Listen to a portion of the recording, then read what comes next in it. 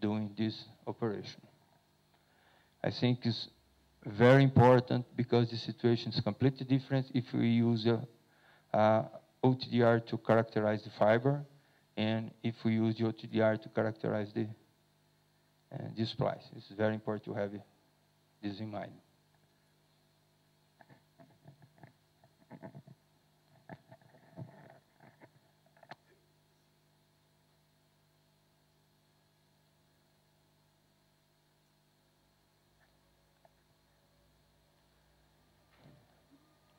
Any doubt about this? Any question? Any comment? Also use it to connect test equipment and instrumentation. This is a general view of a connection. Then we put the fiber, bare fiber, inside a structure, and here's one fiber, another fiber, put two fibers together, and with alignment coupling, it's possible. Then the idea is to put two fibers just near and to get in touch with this inner portion of fiber where the light is transmitted, in this way to have a continuity of the transmission. The connection could have a adapter plug. In this way we have three parts. We have plug and adapter in the between another plug, or just two. We have a plug and have a socket. These two configurations are spread used.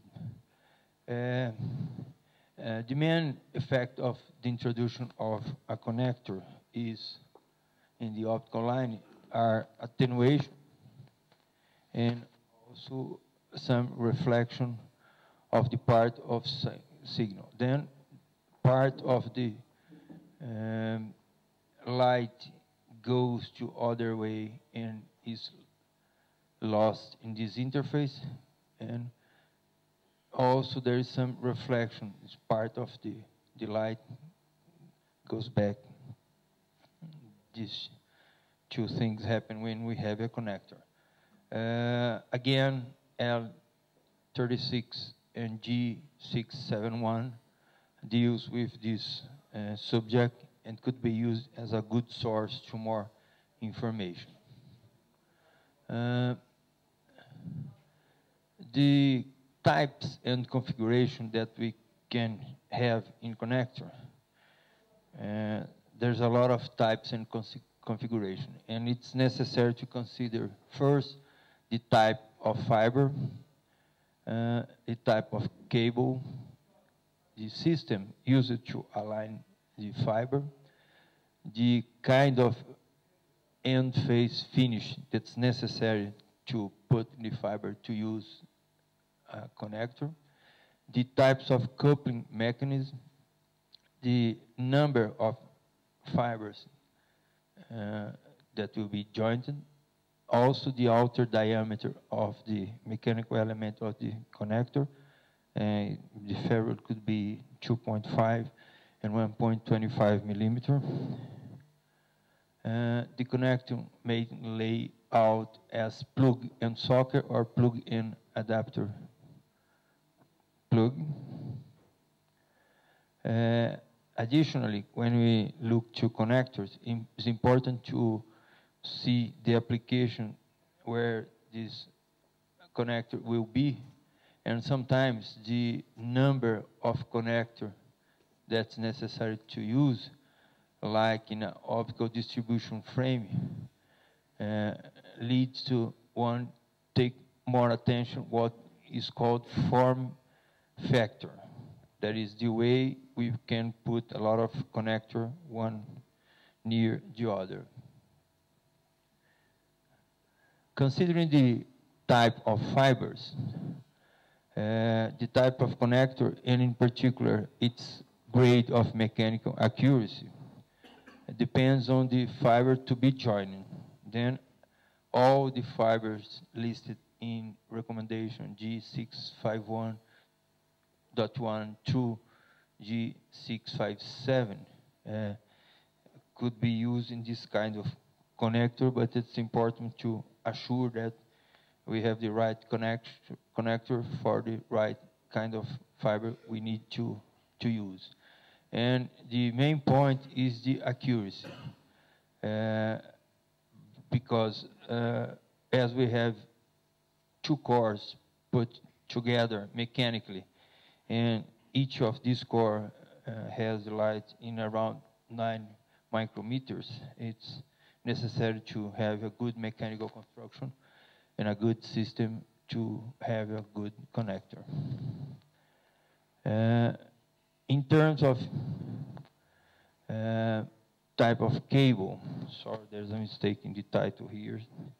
This one must be the cable. It refers to the coating of the fiber. Then sometimes it's necessary to put together fiber using primary coating, typically 250 micrometers. Another occasion, it's necessary to put together fiber with secondary coating, typically 900 micrometers, and some single fiber cable, typically 1 millimeter to 3 millimeters. Then it's necessary to consider what we are trying to connect, what is the kind of connector it's necessary to use for each of these cases. There are also some considerations concerning the fiber alignment system, and there are two main systems to be used. The first one is direct alignment. Then the bare fiber is aligned via V-groove or capillary tubes. And there are also some what we call secondary alignment.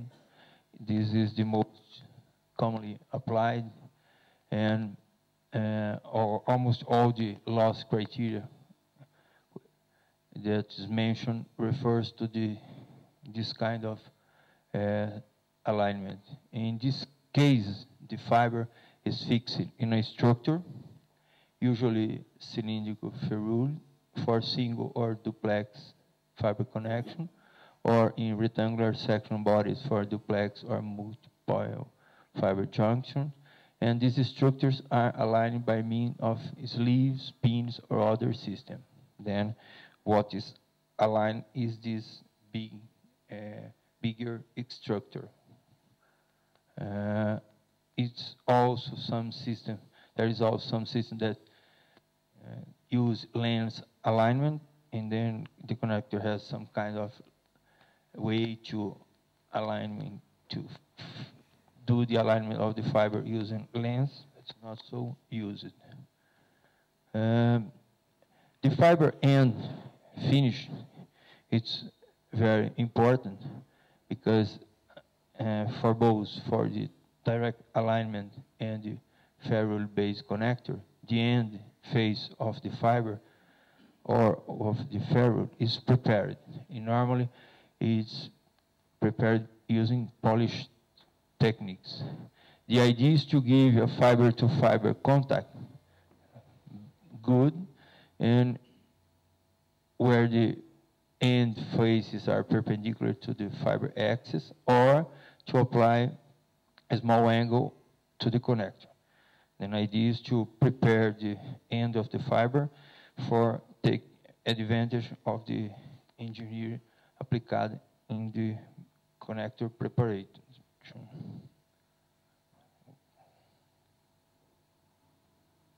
Another important point concerning connectors is the coupling mechanism. The system for mating together two plugs or one plug in a socket could be of three kinds. The first one is push-pull mechanism, and the second one is screw mechanism, and also we have the bayonet mechanism. And they are the way the mechanics of the connector could be prepared. Concerning the number of fibers that are connected, most of the connector used today join single fibers. That's the main use. The station is full of racks with a lot of connectors. And more, a kind of connector that's prepared to join lots of fiber is becoming available and necessary. Then this is called multiple fiber connector, and they are used to join fiber ribbons or join ribbons to individual fibers. In this case, the name normally uses fan-out. We have some illustration. Here we have a 4-fiber ribbon, and here we have some connector key allowed to have 4 different fibers. Then could have a lot of application in the network, and especially in some specific parts of the station, or when we arrive near some final users. The other structure shown here is a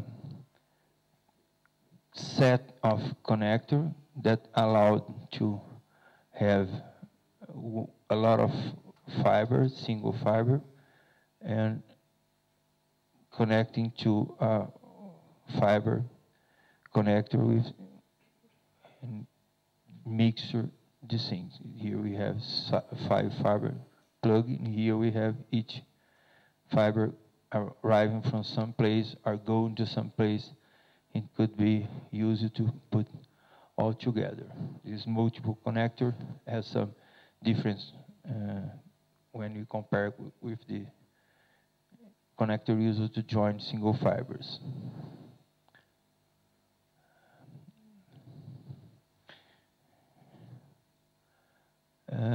There is a lot of important factors related to the performance of these connectors, and most of them are related to the performance, optical performance of the fiber optic connector, that are characterized by the insertion loss and return loss. Then, as we have part of light that is attenuated, when we measure these, we are measuring the insertion loss. And when we trying to measure what is the amount of returning, we are measuring the return loss. The properties of the fiber, a lot of aspects related to circularity, concentricity, numerical aperture, mode field diameter, affect the connector in the same way we discussed before in splice. Then if the fibers that are being connected are quite different ones, and they may lead to variation in insertion loss that are not attributable to the connector performance, and should be in the fibers should be selected to minimize this effect. The standard post-handling cleaning process, it's very important. Almost all the suppliers give a list of recommendations of how to guarantee the optical performance along the lifespan of the connectors. The connectors shall be constructed so they will survive to normal manual handling and stress that can occur in this kind of outside plant application, and without degradation of optical performance. But there are some steps to keep the connector in a good operation that are important to be followed.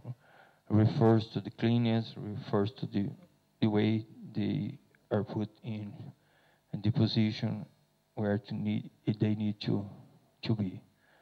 When we think in application of connector in outside plant environment, Of course, this environment varies a lot, and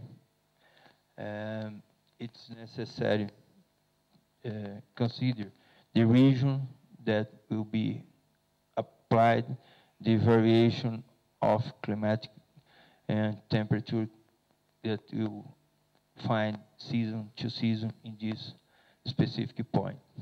It's important to have in mind that for an optical transmission system to operate satisfactorily under this changing environmental condition, all the components, including the connector, should be insensitive to these changes. Then a number of tests has been developed to stress the connectors in a controlled way to allow a prediction of their performance in outside plant environment. Even some technology used for take the fiber near the final customer are using some connected drop cable and some connected final elements in the network. Then it's more and more frequent to find some network access elements that have some connectorization in certain portion, just to give flexibility to the final section of the network. There is a lot of information related to these tests of optical connectors, and this information are in L36 and G671. Then all the complementary information about the tests in the performance, it could be well understood checking these documents.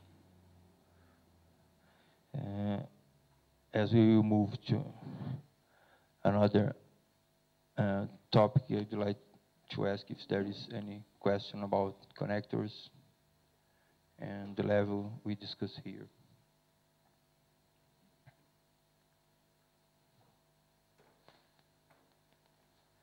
If there is no question, we can go to what we call passive node elements for fiber optical networks. This is a definition used to establish a lot of recommendation relative to tests and environmental conditions, and it's a very large definition to consider as a passive node element, any element that is the network and that allow kind of intervention. So each time that the optical network could be opened, it's considered under this recommendation as a node, a passive node. And it's passive because it provides to know that no contain active electronic or device that are exothermic. That's the kind of element must follow the recommendation of this L51. That's the recommendation that's applied to the passive node elements for fiber optical network, the L51. Example of passive nodes are optical distribution frames, joint closure for underground and aerial application, a street cabinet, and then it's a large kind of elements. What put all these elements together is the necessity of establish certain conditions, especially related to performance expected in the network while exposing to environmental. That's the main goal of this part of the handbook, and actually to establish some condition that allow people to choose is this kind of element based on more establish classification. Then, this in mind, the first point that we can look is the general requirement for these passive node elements. In order to achieve and maintain this suitable network performance level, these elements should be able to properly store and protect all compatible passive devices without altering their performance characteristics.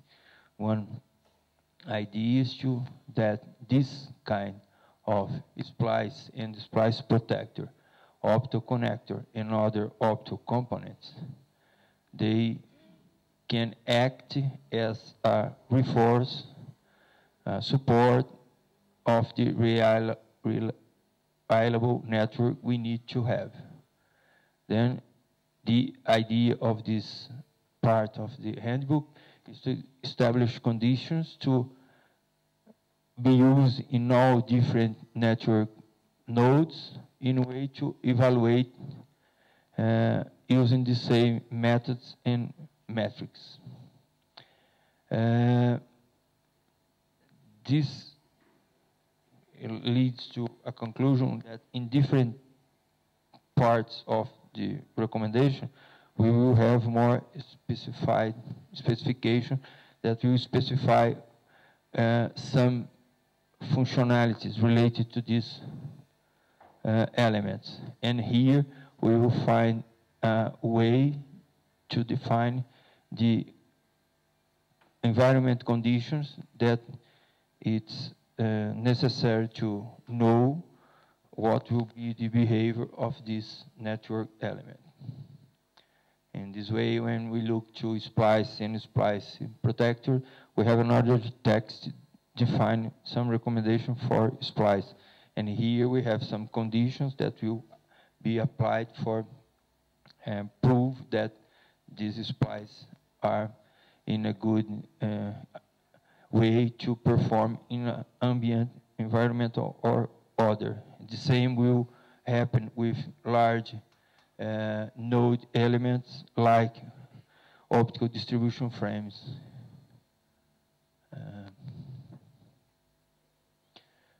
One specific point, important point, is that all of these elements, as they are optical, they need to be prepared for fiber reconfiguration.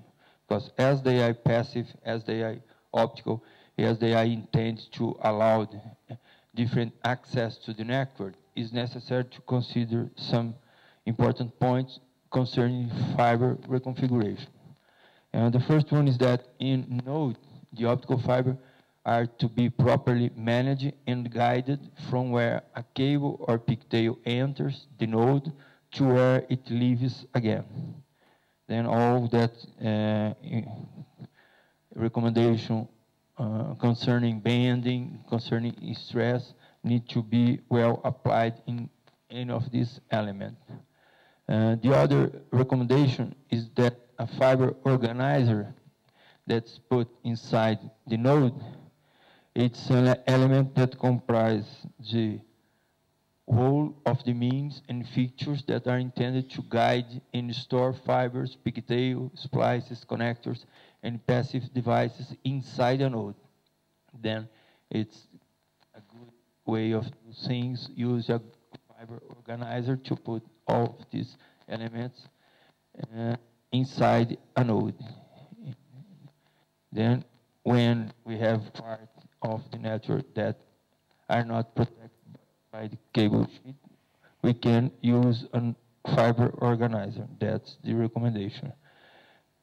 This fiber organizer system is a node and show features and methods to store the fiber excess length, the over reliable and this organizer system show also a way to manage the related overlay in orderly manner that's controlled by radius, accessibility, and so on. And this is a very important element because we will help the people to put inside these passive nodes all the fiber that's necessary to have there in a good configuration. Relative to this fiber overlaying, there is a lot of use, and the first one is to have splice. Then they typically store in the same organizer element as the splice, and this overlaying permits to remove of the splice to the splice equipment or tools and back to the splice holder. Then is that excess of fiber that allowed people to work well in preparing the splice and put in a protected way. This overlaying should be such that it allows at least 3 re-splices. Then the recommendation is to have the fiber enough to do 3 re-splices, considering all the operation we discussed before. And reconfiguration is necessary to that overlaying should be sufficient to allow rerouting any storage of a splice in another splice position of the organizer system. Then we have to have a good portion of fiber to deal and to use well the splice portion. The other use of overlaying is related to uncut fiber at initial installation. And the recommendation is that the unused fibers remain after opening the cable should be not cut, but should be stored together or separated. This fiber may be branched at some future time. Then it's necessary to have the length to do this later. Therefore, the overlay of uncut fiber should be sufficient to meet the splicing requirement of the above paragraph. Then it means we need to have here at least 4 lengths necessary for splice, 1 for the first splice, and 3 for the re-splice. And it's very important to protect this uncut fiber, because if not, people will try do some splice in the future, could find damaged fiber, and it could be a problem to correctly use the cable. The other overlaying of the fiber that needs to be considered refers to patch cord and pigtails. The recommendation is that optical connectors are used at nodes where frequent reconfiguration is expected. Connectors may be need to reroute to different positions with the same pigtail length, or the length of pigtail and patch cord should be such that they can reach all the required position within the organizer system. And finally, we have some reference to unspliced fiber ends. It refers that in some nodes, non-leaf fiber ends need to store, depending on the future destination. They may be stored in mass or element by element or individually. This can be done in a storage basket or a dedicated storage area for an spliced fiber or on splice cam. Then this kind of recommendation refers to a lot of situations. It's very important to know what could be done, because they are important recommendations to have, especially this station, but also other parts of the network in a well-controlled aspect related to the. And I will not go into detail. These are examples, but I would like to discuss the idea of each ambient. The first ambient is called IC. It's indoor temperature control. The second ambient is indoor non-temperature controlled. When we go outdoor, we have 2 situations above ground, an outdoor ground, and we have an outdoor underground subterranean. Then it's very important to look to the optical node element, considering the characteristics of the ambient that this will be put. And there is a lot of concerns with respect of one of each ambience, considering inside buildings with or not temperature controlled, and also kind of application we can find in several distinct points of the network. This classification was done just to establish what kind of parameter and what level of each parameter must be considered in this case. This part of the handbook, and that's part of the recommendation L51, and it's intended to help the users that could know what will be the expectation they have concerning one or other classification in terms of maximum and minimum temperature, in terms of the existence or no of solar radiation, in terms of the maximum relative humidity, in terms of precipitation, submersion, level of vibration, chemicals, and biological aspects.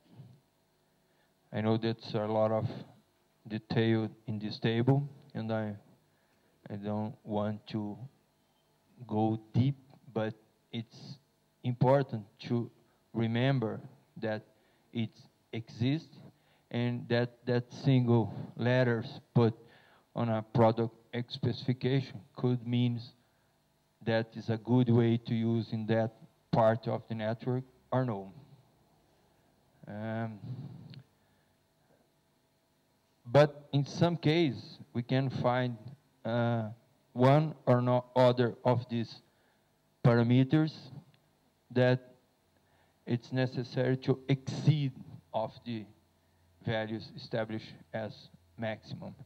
And the recommendation is that this is considered like an extreme environmental, characterized by the letter E. This extreme environment is defined as any environment for which at least one of the environmental parameters exceed the boundaries of the 5 basic environmental classes as specified above. Example, if we have an ambient with more extreme temperature, then we can consider this as an extreme environmental. It's very useful to have these, and I think everyone interested in have a good choice for the node elements to apply in the optical network must take into consideration.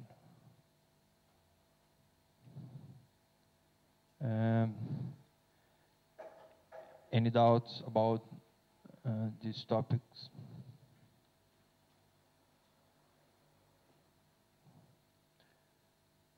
As I mentioned before, the main goal of this classification in generally nodes passive nodes using in optical network. The main reason of this recommendation was establish this kind of information that could help the users of the equipment, especially the people that manage with project installation and operation and maintenance of the optical network, to find some directions to be followed to reach a good choice of optical elements. And this ambient basic classes apply to all of the devices considered as passive nodes.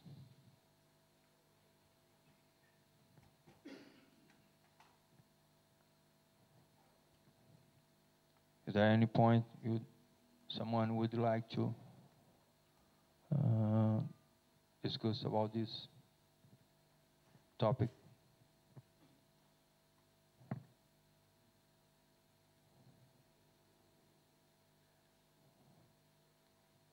If there is no point to be discussed, I'd like to thank you because it concludes the first part of chapter 4. That will be, the 3 other parts will be treated tomorrow morning with some part of chapter 5, and tomorrow afternoon we will have the rest of the other topics of chapter 5. Thank you and good rest. I hope to see you all here tomorrow. Thank you.